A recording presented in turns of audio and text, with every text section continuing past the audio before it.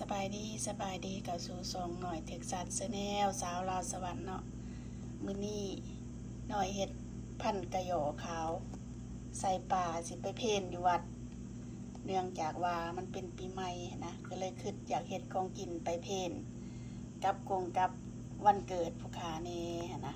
ก็เลยว่ามาพันกระหยอขาวนำกันมาเด้ออันนี้จะเป็นปลาเนาะหน่อยใหญ่ออกมาแล้วเวลาเติบตัวหนึ่งแซ่บ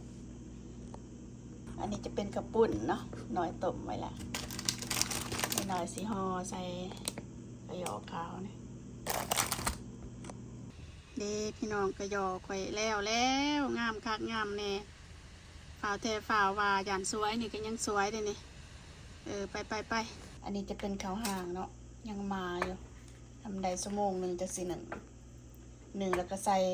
กะทิมะพร้าวใส่น้ำตาลแล้วก็มักยองกินโอ้แซ่บได้พี่น้อง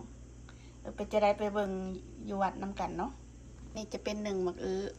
เพราะว่าอันสียองใส่กับอันข้าวห้างนะน้อยได้ข้าวห้างมาตะบานก็เลยว่าสีหนึ่งแล้วก็สียองคนละขางใส่กับข้าวห้างเด้หน้าตาข้าวห้างพี่น้องแล้วไปเพลนก่อนบัดนี้สวยและท่านอยู่วันนี้นะโอเคไปเจอกันอยู่วัดเนาะตอนนี้กำลังจะหอดวัดพี่น้องขี่ออกมาประมาณ20 นาทีนี่แหละตอนนี้กำลัง11:20 นาทีโอ้ยเพิ่นสันเขาป่าแล้วแหละป่านนี้คนคือหลายแต่ว่าเพิ่นเฮ็ดยังว่าอยู่วัดเพิ่นเฮ็ดยังว่าอยู่วัดหน่อยบ่ฮู้ว่าเพิ่นเฮ็ดหยังเลยแต่ว่าหน่อยมาเบิร์ธเดย์ซื่อๆมาเพลนเบิร์ธเดย์ซื่อๆได้นี่นะ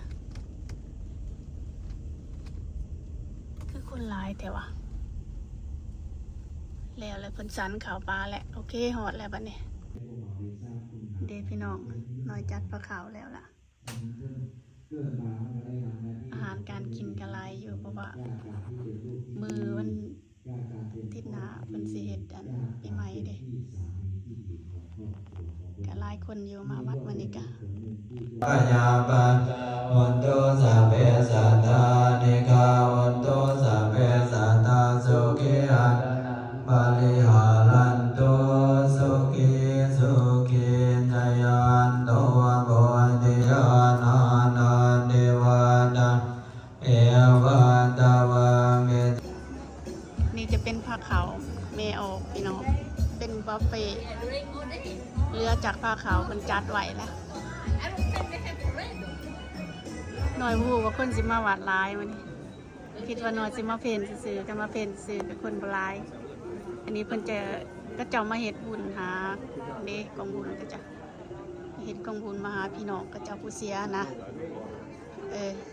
ไปเขียนผ้าขาวก่อนไปเขียนผ้าขาวก่อนสบายดีพี่น้อง